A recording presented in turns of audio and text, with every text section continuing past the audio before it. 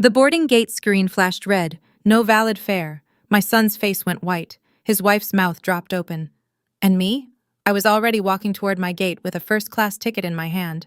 You want to know what happens when you tell someone they're not family? They stop acting like it. Hi there. I'm Margaret. Margaret Sullivan. I'm 67 years old and I live in Phoenix, Arizona. Before we get into this story, I'd love to know, where are you watching from? Drop your city and state in the comments below. I always love connecting with all of you wonderful people out there. Now, let me tell you about the day I learned that sometimes the best response to cruelty isn't forgiveness, it's consequences. This happened just months ago, but I remember every single detail like it was yesterday. Some moments brand themselves into your memory, you know? The good ones, the bad ones, and the ones where you finally find your backbone after letting people walk all over you for far too long. I need to give you some background first so you understand how we got to that airport. My husband, Tom, passed away 4 years ago. Heart attack. One minute he was laughing at something on TV, the next minute he was gone. We'd been married for 42 years. 42 years of building a life together, raising our son, Brian, working hard, saving money, planning for retirement we thought we'd share. Then suddenly, I was alone in a house that felt too big and too quiet. Brian is our only child. For those first few months after Tom died, Brian was wonderful. He'd call me every day, come over on weekends, help me with things around the house that Tom used to handle. We were close. I thought we'd always be close. Then he met Ashley. Now, I want to be fair here. When Brian first introduced me to Ashley, I tried. I really did. She was 32, pretty, worked in marketing for some tech company. Brian was 38 and absolutely smitten. I saw red flags from the start, but what are you supposed to do? You can't tell your adult son that his girlfriend seems to calculate every word that comes out of her mouth. You can't say that her smile never quite reaches her eyes. You just smile and hope you're wrong. They got engaged after 6 months, married after another 6, and that's when everything changed. It started small. Ashley would make little comments. "Oh, Margaret, you're still doing your hair that way." Or, "Brian, does your mom really need to come to Sunday dinner every week? We need our space." Brian would laugh it off, tell me Ashley was just joking, adjusting to married life. But I saw what was happening. She was pushing me out. Let me give you some examples because you need to understand just how calculated this was. There was Tom's birthday, the first one after he'd passed. I'd been dreading it for weeks. Brian knew how hard it would be for me. He promised we'd spend the day together. The night before he called, "Mom, I'm so sorry. Ashley planned this surprise Sedona trip. I totally forgot about Dad's birthday." Forgot. His dead father's birthday. Then there was Thanksgiving. I'd hosted for 20 years. That first Thanksgiving after Brian married Ashley, I spent 3 days cooking, set the table with my good china. Ashley texted me at 10 a.m., Thanksgiving morning. "Change of plans, we're doing Thanksgiving with my parents. They have a chef, thanks anyway." I sat alone that day looking at a table set for 8, with enough food to feed a dozen. Or the time I fell and sprained my ankle. I called Brian, scared and in pain. "Honey, I need help. Can you come take me to urgent care?" "Mom, Ashley and I are at brunch with her friends. Can't you call an Uber?" An Uber, to take his injured elderly mother to the hospital. But the worst part wasn't the individual incidents. It was watching my son disappear. The Brian I raised, kind, thoughtful, was gone. In his place was this hollow version who parroted whatever Ashley said, who chose convenience over commitment every single time. By their first anniversary, I was seeing my son maybe once a month. Always at my instigation, always with Ashley there checking her phone, making it clear she had better places to be. The phone calls became shorter, the excuses more frequent. But I'm a mother. You don't just give up on your child. You don't walk away. So, I kept trying, kept reaching out, kept showing up with his favorite foods, kept asking about their lives, kept pretending that my heart wasn't breaking a little more each time I saw how much control she had over him. Then in February, I had an idea. A good idea, I thought. A way to reconnect with my son and maybe, just maybe, build a better relationship with Ashley. Tom and I had always dreamed of taking Brian to Hawaii. We'd planned it for his 40th birthday, a big family trip. That birthday was coming up in May and I had the money, Tom's life insurance, our savings, the proceeds from downsizing to a smaller house. I was comfortable, not rich, but comfortable. So, I called Brian. Honey, I said, I want to take you and Ashley to Hawaii for your birthday. My treat, 10 days. We can stay at that resort on Maui your dad and I always talked about. What do you think? The pause on the other end should have told me everything, but I was too excited, too hopeful. Let me talk to Ashley, he said. 3 days later, he called back. Mom, that's really generous. Ashley and I talked and we'd love to go.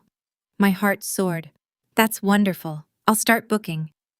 But Mom, one thing. Ashley's sister Brittany should come too. They're really close and Ashley would have more fun if Brittany was there. I hesitated. Adding another person would significantly increase the cost, but I wanted this trip to happen. I wanted my son back. Even if it was just for 10 days. Sure, I said. Of course. And Brittany's boyfriend Kyle. They're a package deal. Now we were talking about 5 people. 5 plane tickets to Hawaii, 5 hotel rooms, 5 people's worth of meals and activities. We were looking at close to $25,000.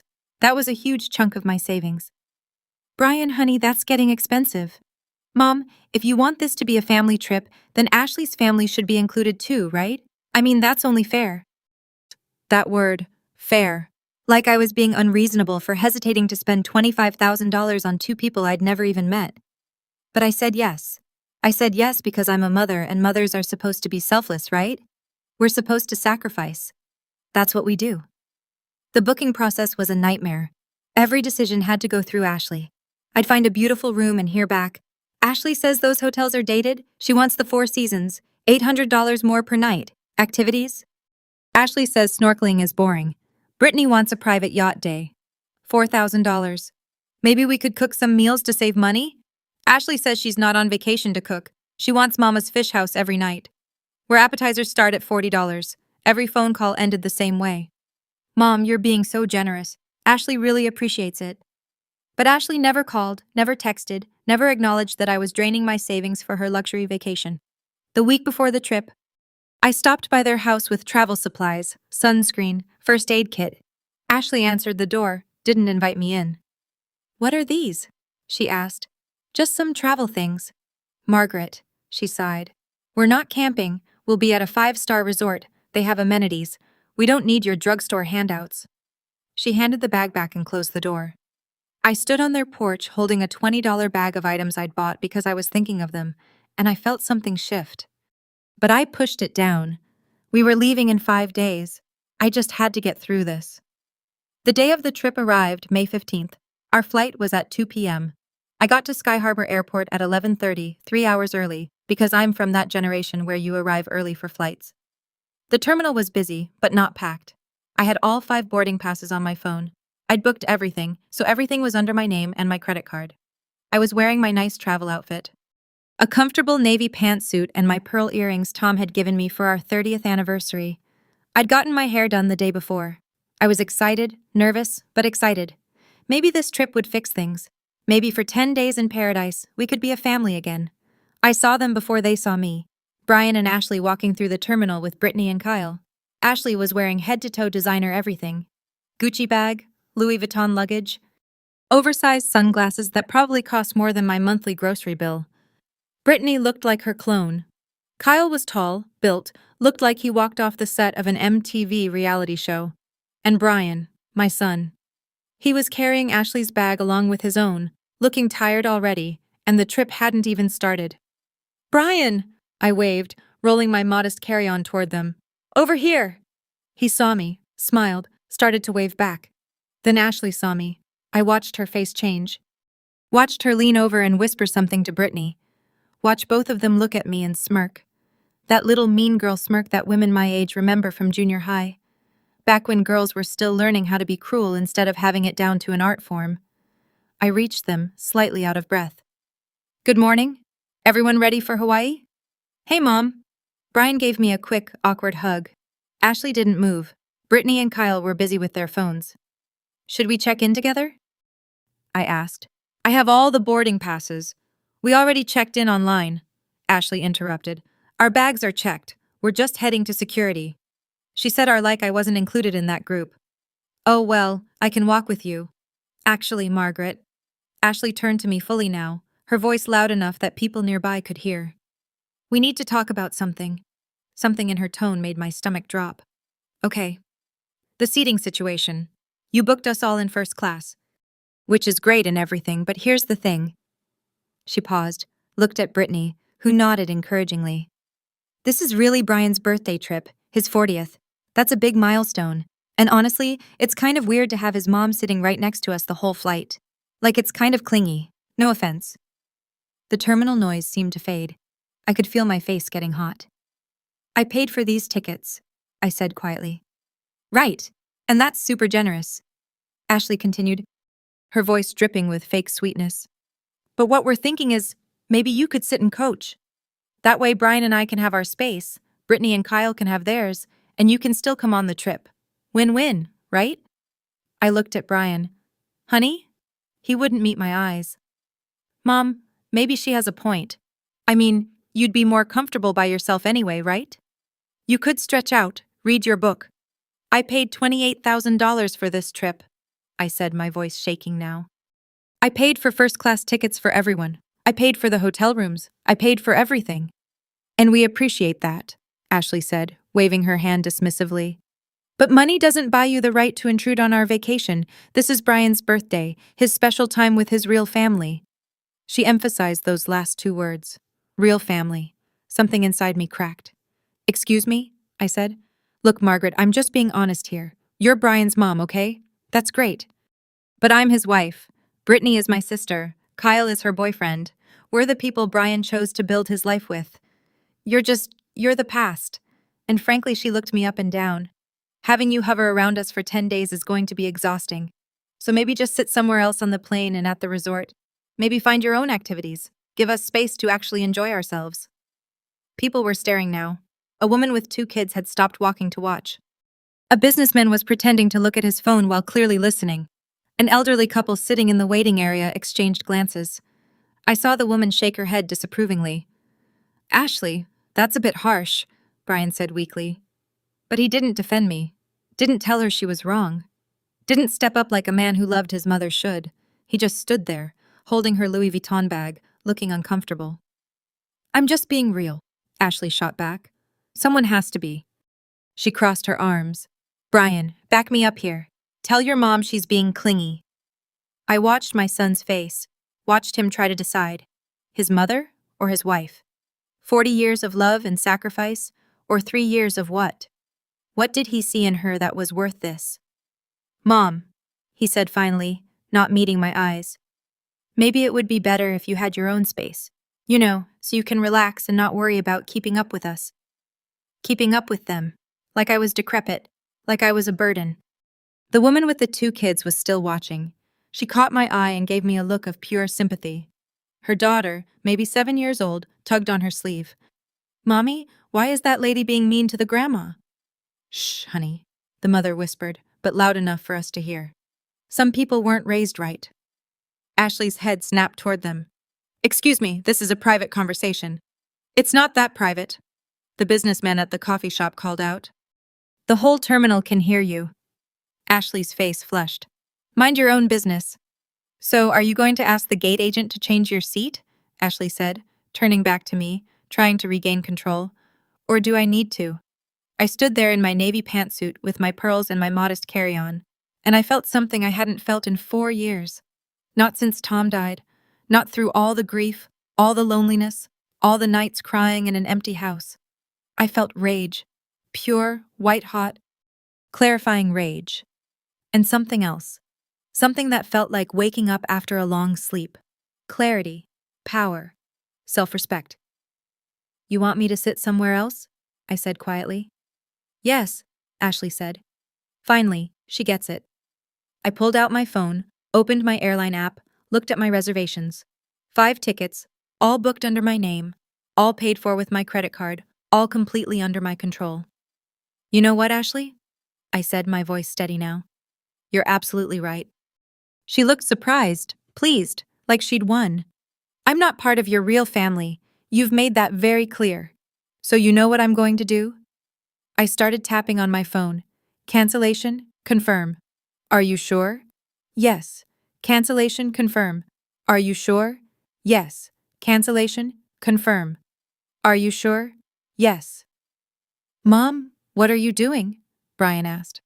I looked up at him. My son. My baby boy, who I'd raised and loved and sacrificed for.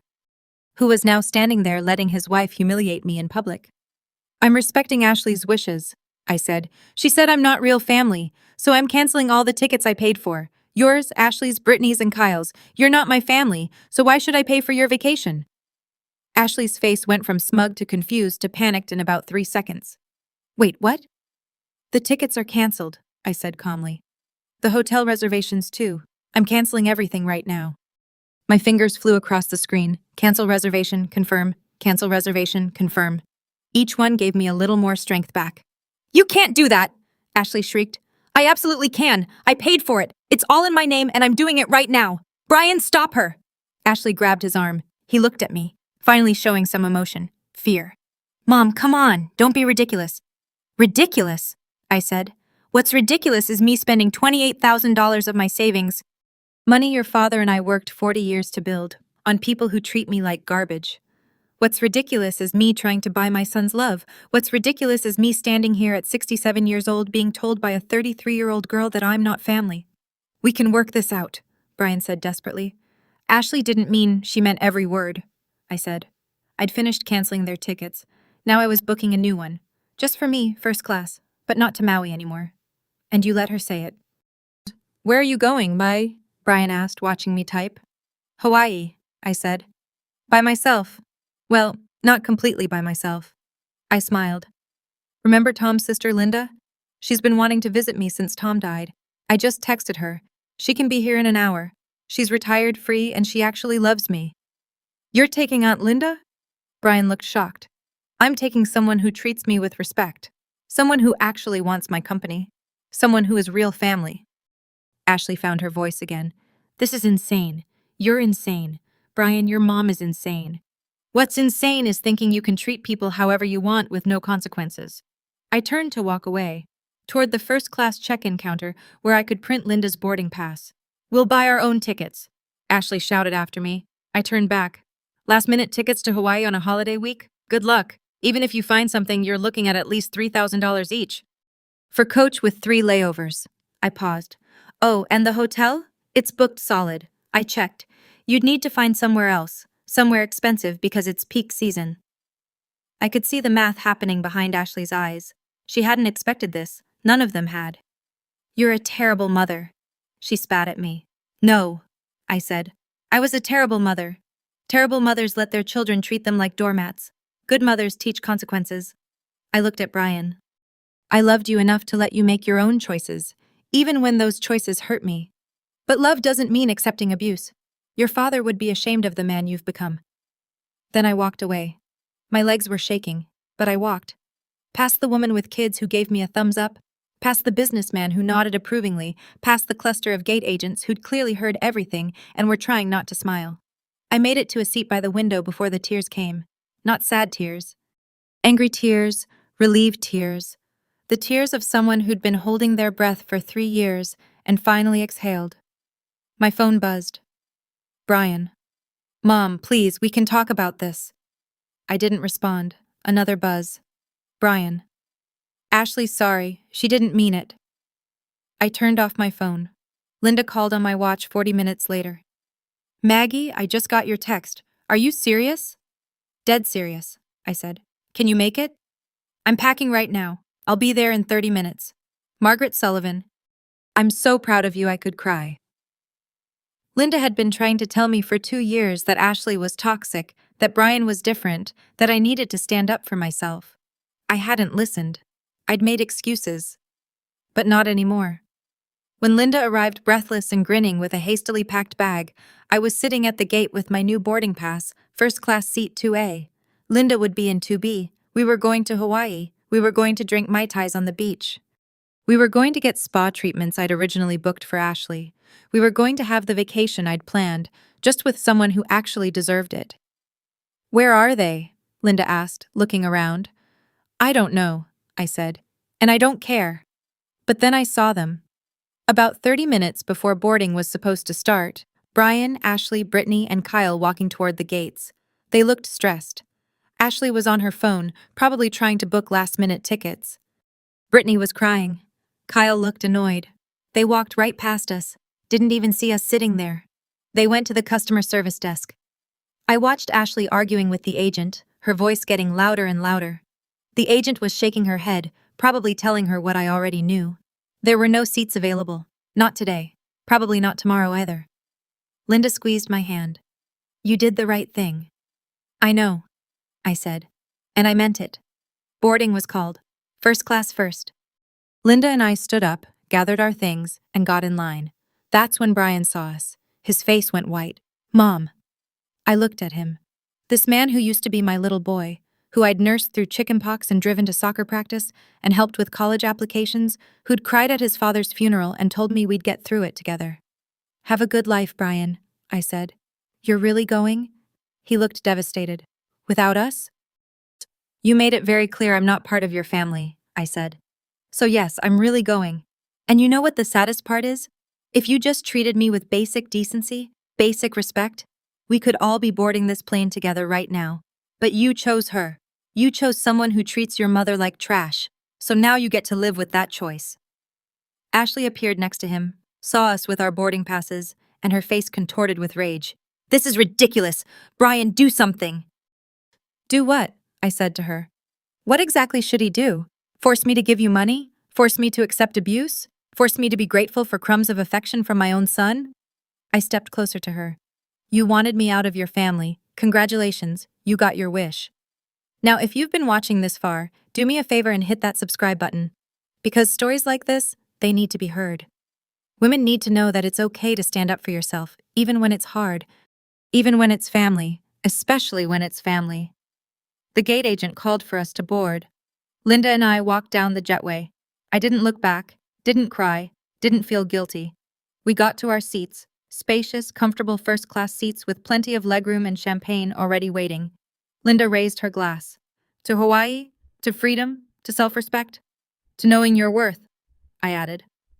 We clinked glasses. The plane filled up around us.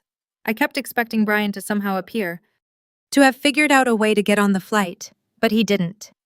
Through the window I could see them in the terminal. Ashley was yelling. Brian looked lost. Brittany and Kyle were arguing about something. And then I saw it. They'd gone to the gate. They had boarding passes. Somehow they must have bought tickets last minute, probably for an insane amount of money. They were trying to board, but when the gate agent scanned their passes, the screen flashed red. No valid fare. The agent called for her supervisor. There was confusion, raised voices. I couldn't hear what was being said, but I could see Ashley's face getting redder and redder. Brian was pulling out his phone, probably trying to show confirmation numbers or receipts. Linda saw it too. What's happening? I think the airline's system is showing they don't have valid tickets, I said. Probably because I canceled the originals so recently. There's some kind of hold or flag on booking new ones under the same names. We watched them get pulled aside, watched the supervisor shake her head, watched Ashley have what can only be described as a complete meltdown in the middle of the airport. That's got to be embarrassing, Linda said. That's called consequences, I said. The door closed. The plane pushed back from the gate. Through the window I saw Brian standing there, watching our plane leave. He looked small, defeated, sad, good. The flight to Hawaii was 6 hours of peace. Linda and I talked about everything. Tom, her life in Seattle, my life in Phoenix. We watched movies. We ate good food. We laughed. The flight attendants, when they learned what had happened, brought us extra champagne and chocolate. When we landed in Maui, the warm air hit my face, and something inside me relaxed. This was right. This was what Tom and I had planned. The resort was even more beautiful than the pictures. Our rooms overlooked the ocean. Those suites I'd paid $800 extra per night for. Linda and I stood on our balconies watching the sunset, Mai Tais in hand. To Tom, Linda said, he'd be so proud of you right now. We spent 10 days swimming, getting massages, taking helicopter tours, going to luau's, and eating amazing food. That private yacht day Ashley had insisted I book, Linda and I went on it, just the two of us. We saw dolphins, snorkeled in crystal clear water, laughed until our sides hurt. At Mama's Fish House, Linda and I had one incredible dinner. The waiter, when he learned it was my freedom vacation, brought us complimentary. We took hula lessons, did yoga on the beach, went to farmers markets, spent an afternoon at the spa using those couples massages I'd booked. The massage therapist worked out 3 years of tension from my shoulders. Linda and I reconnected in a way we hadn't since Tom died. We cried together one night on the beach, talking about all the things we missed about him. His laugh, his terrible jokes, the way he loved me unconditionally. He'd want you to be happy, Linda said, not martyring yourself for a son who doesn't appreciate you. I know, I said. I think I finally know. On day 5, I turned on my phone. 63 missed calls, 42 text messages, 3 voicemails, all from Brian. The text started angry. Mom, this is ridiculous. Then desperate. We're stuck at the airport hotel. We had to max out 2 credit cards. Then reflective. I miss you, Mom. I know I messed up. I just don't know how to fix it. I read them all, felt something. Not guilt, not victory either. Just sadness. Sadness that it had come to this. I listened to one voicemail. Just one. Mom, please. I'm so sorry. Ashley is, I don't know what to say. She's been horrible. You were right about everything. We're still at the airport hotel because we couldn't get flights out until today, and we had to pay for everything. And it's been a disaster. Ashley's barely speaking to me. I miss you, Mom. Please call me back. Please. I deleted it. Not because I didn't love him. I did. I always would. But because love without boundaries isn't love. It's enabling. It's accepting cruelty because you're afraid of being alone. And I wasn't afraid anymore. I sent one text. Brian, I love you. I always will. But I will not accept disrespect. Not from Ashley and not from you. When you're ready to be the man your father raised you to be, when you're ready to choose me as much as you've chosen her, we can talk. Until then, I need space. I didn't hear back. Not that day, not the next, not for 2 months. But here's what happened after that. After Linda and I got back from Hawaii, after I'd posted photos on Facebook of the 2 of us having the time of our lives, after it became clear to everyone in our family and friends circle what had happened and why, things changed. Brian called. Really called. Not because Ashley told him to.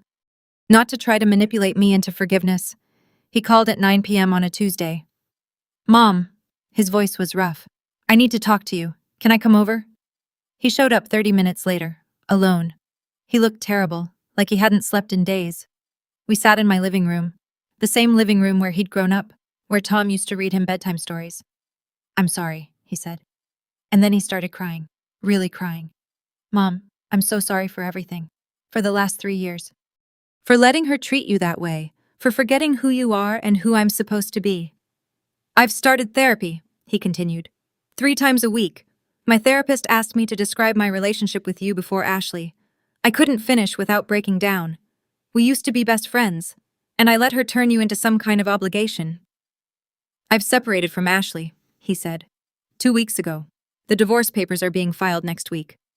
What made you leave? I asked. After the airport.